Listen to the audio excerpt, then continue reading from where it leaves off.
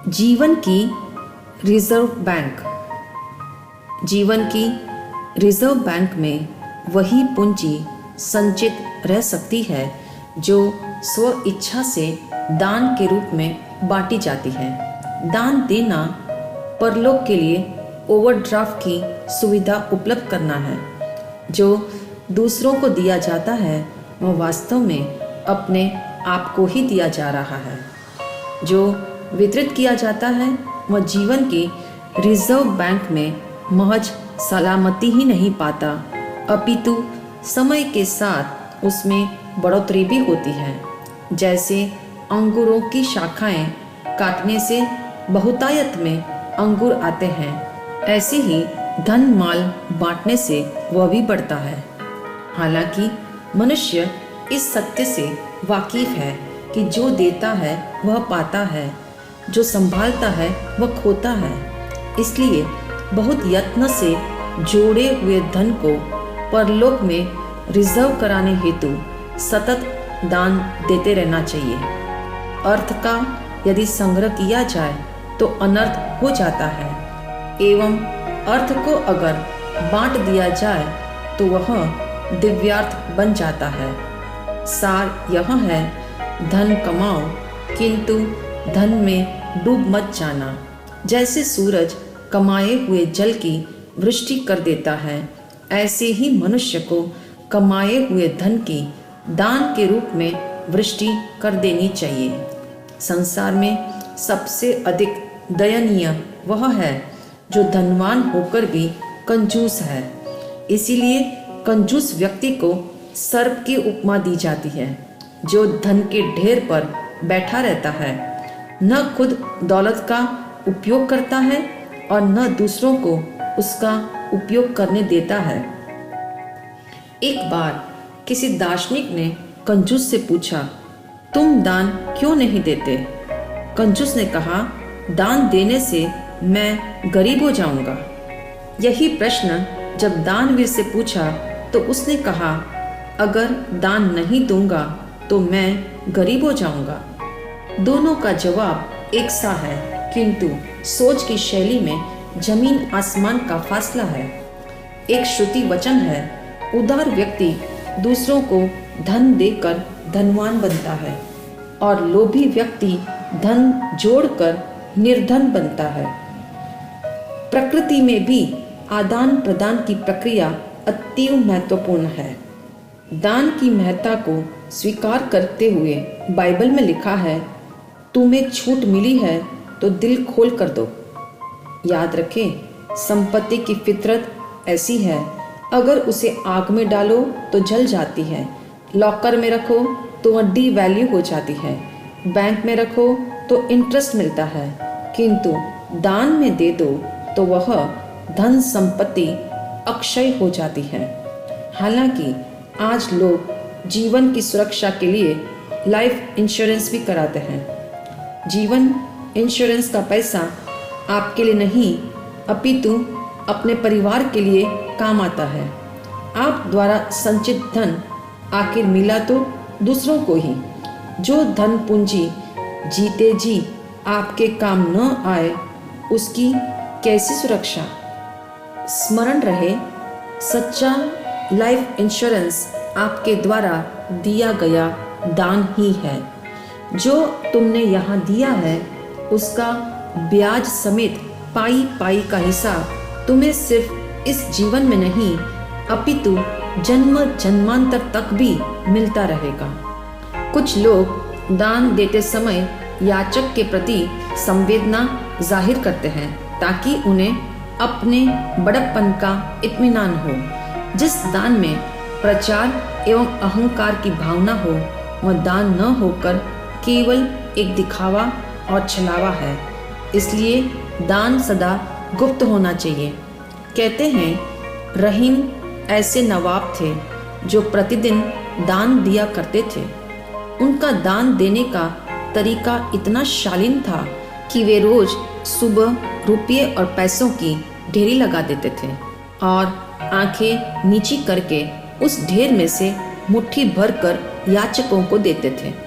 कवि गंग एक दिन नवाब रहीम का यह अद्भुत नज़ारा देख रहे थे। उन्होंने देखा एक याचक 2-3 बार दान ले चुका है, फिर भी नवाब उसे बार बार प्रेम पूर्वक दिए जा रहे हैं। यह दृश्य देख कवि गंग ने नवाब से पूछा, सीखे कहाँ नवाब जी देनी ऐसी देन, ज्यों ज्यों कर ऊंचे बढ़े त्यों त्यों नीचे नैन। तब नवाब रहीम ने सहज स्वर में कहा, देने वाला कोई और है जो देता दिन रैन, लोग भरम हम पे करे या विधि नीचे नैन।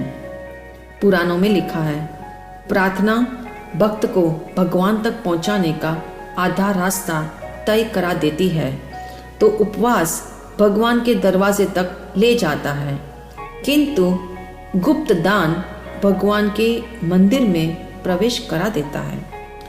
धन दौलत कुएं के जल की तरह है।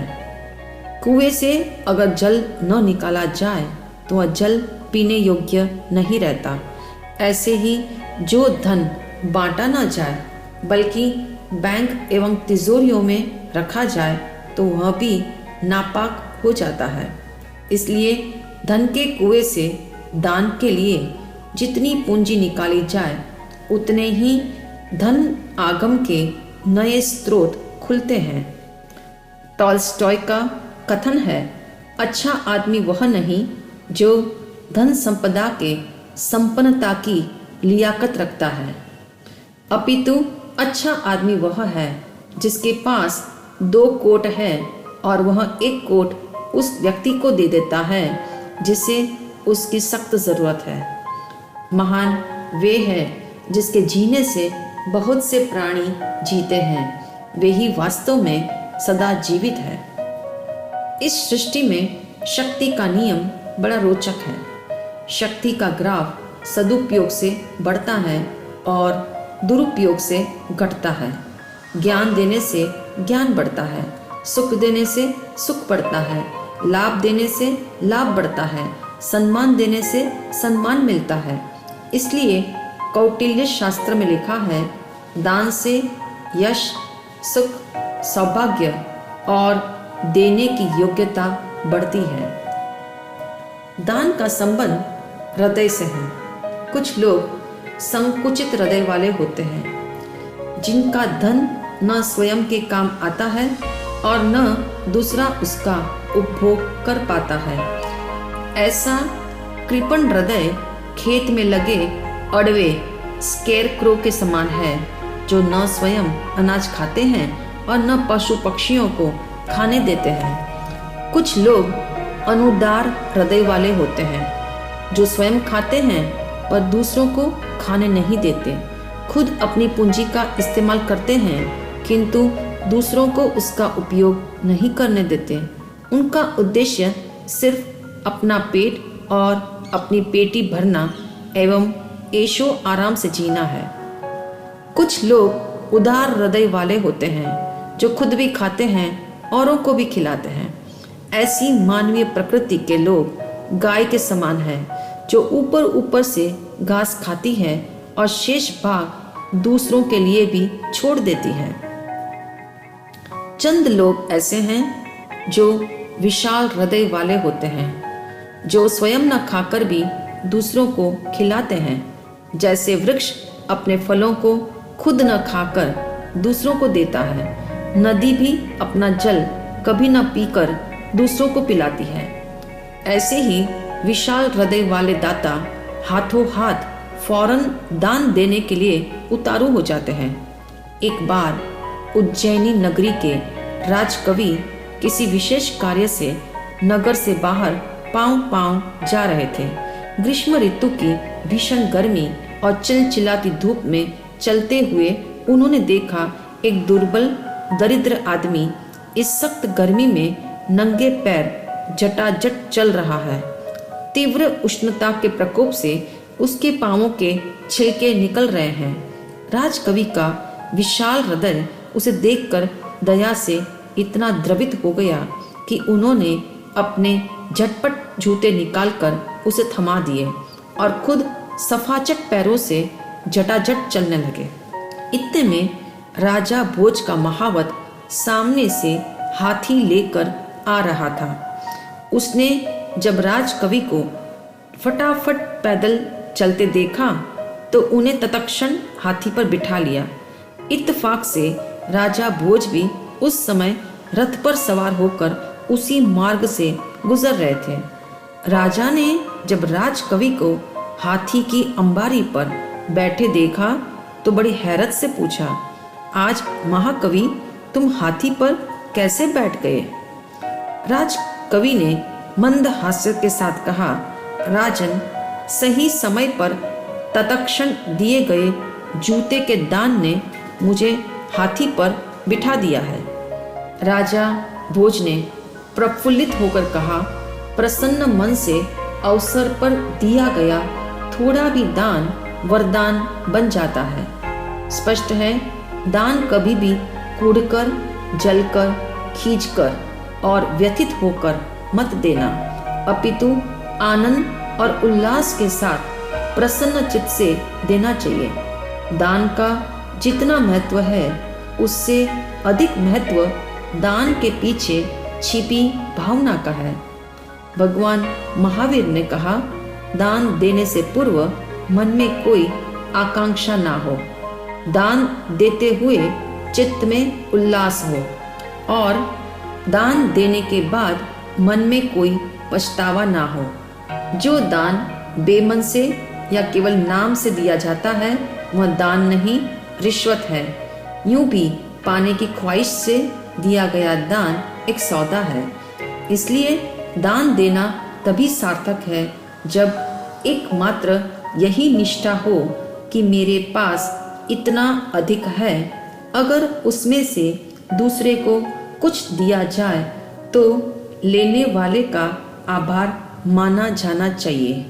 इसी बात को संत कबीर कहते हैं, चीड़ी चौंच भर ले गई, नदी न घटियो नीर, देता दौलत ना घटे, कहे गए दास कबीर।